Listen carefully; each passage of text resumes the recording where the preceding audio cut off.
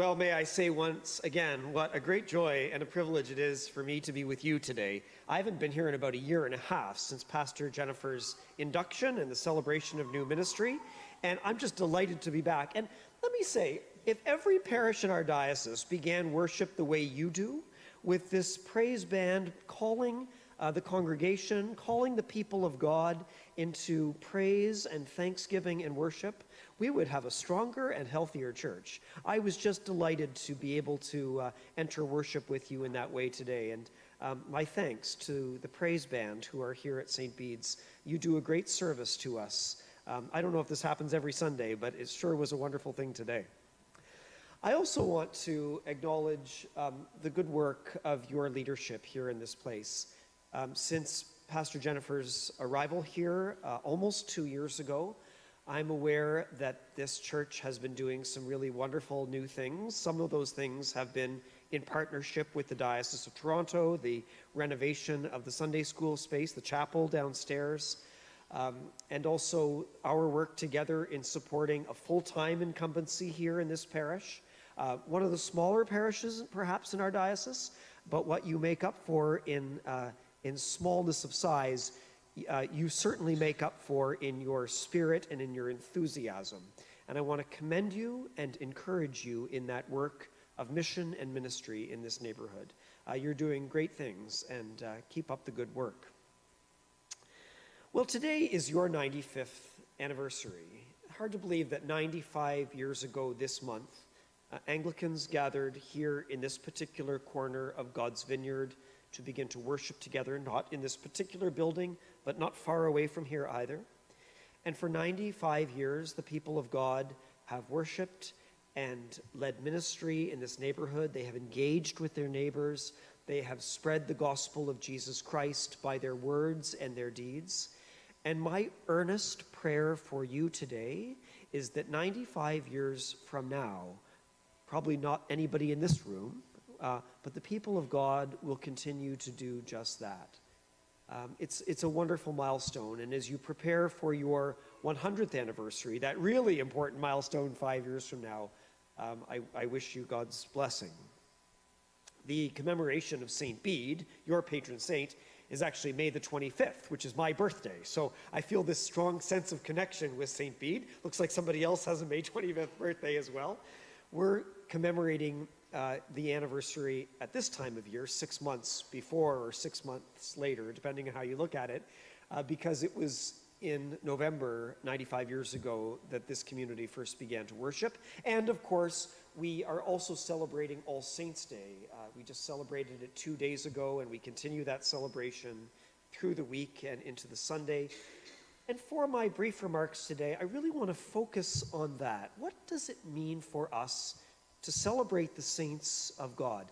Not only remembering those who have gone before us over the past 2,000 years, those who have faithfully followed and sacrificed in their discipleship of Jesus Christ, but what does it mean for us to understand ourselves as saints today?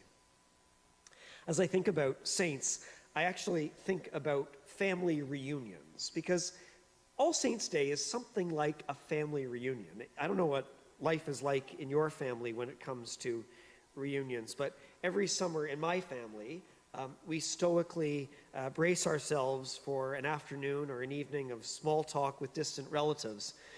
And in our family, my reunions included that great aunt who's now gone to glory, but when I was a kid, she used to come and squeeze our cheeks like this and say, "Aren't you cute?" And I also recall that at those family reunions, inevitably, there were all kinds of different family members at that party. There were those wonderful relatives that all of us know well and look forward to seeing at reunions. There were also those family members who were only spoken about in hushed tones. I think most families are made up of heroes and scoundrels, some who entertain and delight us, and others who frankly sometimes annoy us. And today, as we celebrate All Saints' Day, it is a bit like a family reunion for the church.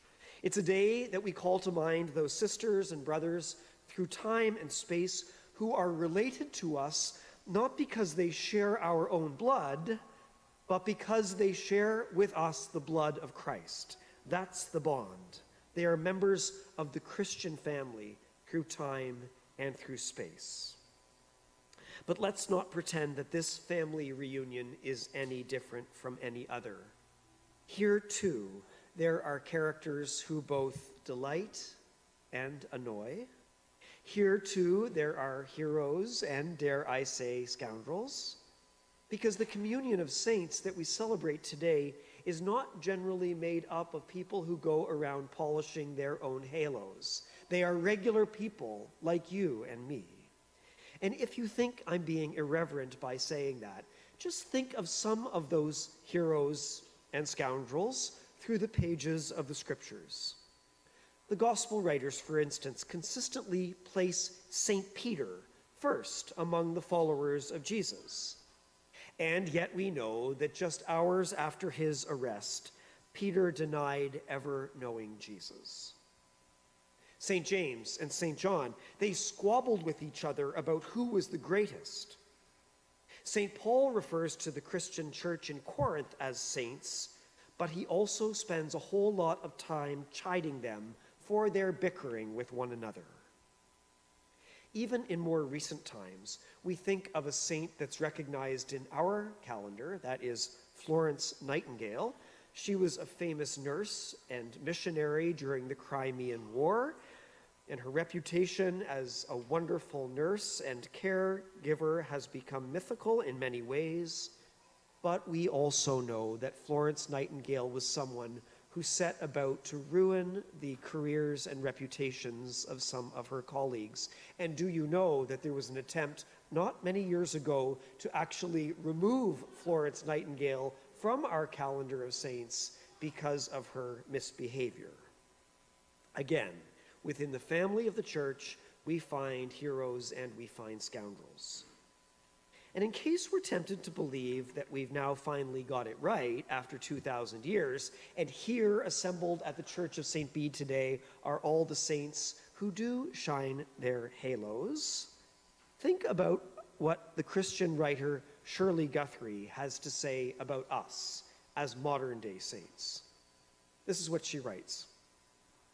Let us immediately clear away any misunderstanding that church members all too often have about themselves.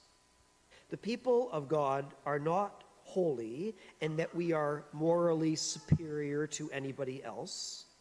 Every sin that can be found outside the church can also be found inside of it. Inside the church as well as outside, there is prejudice and intolerance. There is personal immorality on the one hand and legalistic self-righteousness on the other. She continues, there is competition, misuse of truth for personal gain, lust for money, prestige, power, and success, pious rationalization for social injustice, and economic exploitation. Yikes. What a commentary on the lives of us as modern-day saints. Well, if it is true that saints, including the ones today, are not impervious to regular human sin, then what is it, I ask, that distinguishes a saint from anybody else? It's a good question, isn't it? As we celebrate All Saints' Day, what distinguishes a saint from anybody else? Well, I think there are two things, and I want to name them this morning. First of all, I think saints, whether we are celebrating saints from 1,000 years ago or the saints of today, saints are people who have an extraordinary love for Jesus Christ. Let me say that again. Saints are those who have an extraordinary love for Jesus Christ. Now, that doesn't mean they always act like Jesus, but it does mean that through their baptism, they have been given a new life of grace that they are trying to live into. Since only God is truly holy, a saint is holy by virtue of the fact that she or he has an intimate relationship with Jesus. The wonderful Christian writer C.S. Lewis talks about this as a derived holiness, not a personally constructed one, a derived holiness. He says, we derive our holiness from being in relationship with Jesus. He says, I cannot, by direct moral effort, give myself new motives. After the first few steps away from the baptismal font, we realize, Lewis says, that everything which really needs to be done in our souls can only be done by God. The lives of the saints are about progress. They are not about perfection. And knowing and loving Jesus are the first steps to the kind of living to which we aspire. The second thing that I think makes a saint is the ability to then turn and face the world. After having experienced the love of Jesus and the grace of God, saints must overcome the temptation to settle into a comfortable pew. The New Testament word apostle means one who is sent out. Not one who stays here. An apostle is one who is sent out. And that's precisely where the saints of God are to be found, out there, as witnesses to the love of Christ. A couple of years ago in a church magazine, there was an advertisement that I saw for a passion play. That is, a play which depicts the passion and death of Jesus. One of the most famous passion plays in the world takes place every decade at Oberammergau in Germany. Well, unlike most passion plays, the one that was featured in this ad in the Christian magazine was not being performed on a stage. Rather, it was being shown at a drive-in theater in the United States. And I'll never forget the language in the advertisement. It said, "Come and experience the life of Christ, all from the comfort of your own car." Well, let me tell you, the saints of God never experience the life of Christ from the comfort of their own car, or from the comfort of their own home, or from the comfort of anywhere else, including the church. The saints of God experience the life of Christ in the rough and tumble of the world. Even with danger and betrayal and disappointment and all that hard stuff that we heard about in the gospel reading today from Luke's gospel, love your enemies, do good to those who hurt you, pray for those who abuse you. With all of that hard calling on our lives, saints are still called to be in the world, where it is sometimes rough, to engage the world, and to transform the world through the power of God's love. And I think these are the people we honor today. These are the saints, not the goody two-shoes of history, but rather those who had the courage to look up and then to look out. Those who faced God and then faced the world. Of all the lessons that the saints through the ages have to teach us, I think this is the most important. That Christianity is not some kind of spectator sport. We are never fully Christian standing on the sidelines. Rather, we are called to be out in the world, engaging the world, as the saints of God have done. This ability to first encounter God and then turn and encounter the world, well, this is no easier today than it was for the earliest saints of God, the apostles and the friends of Jesus. But I would argue that 95 years after the founding of this parish and 2,000 years after the death and resurrection of Jesus, this call is still life-changing and world-changing if we accept it. The Christian writer Phyllis Thoreau told a wonderful story to a reporter of the New York Times a decade ago, and I think it has a lot to say about what it means to be a saint in our modern world. She wrote, Many years ago, I took the entrance exam for the American Civil Service.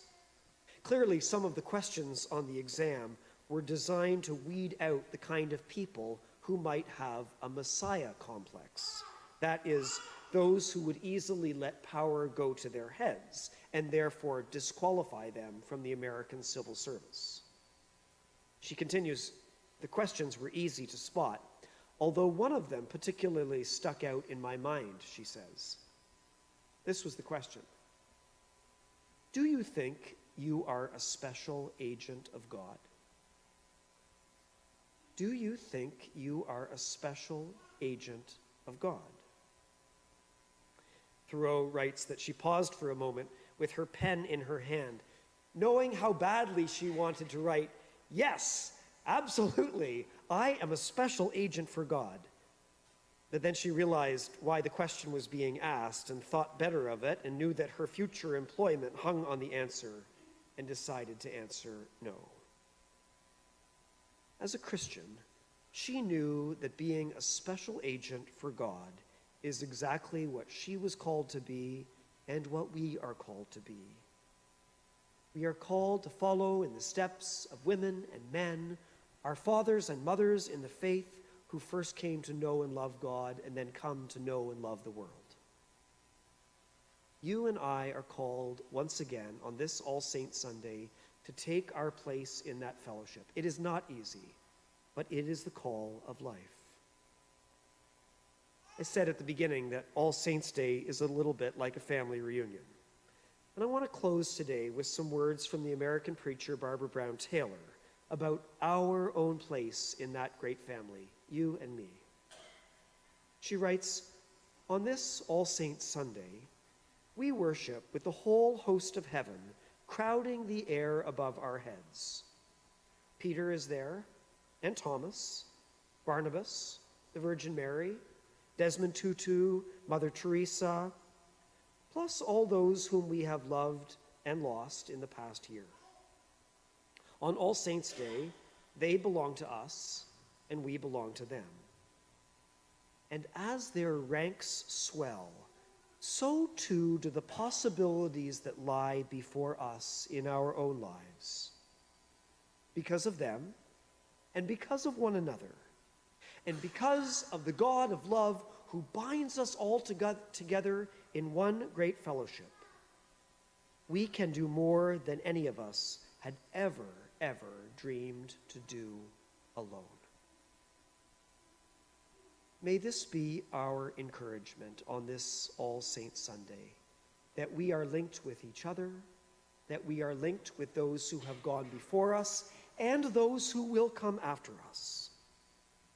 And may all the saints of God surround us and uplift us today and always as we seek to be renewed in the discipleship of our Lord Jesus Christ. Amen.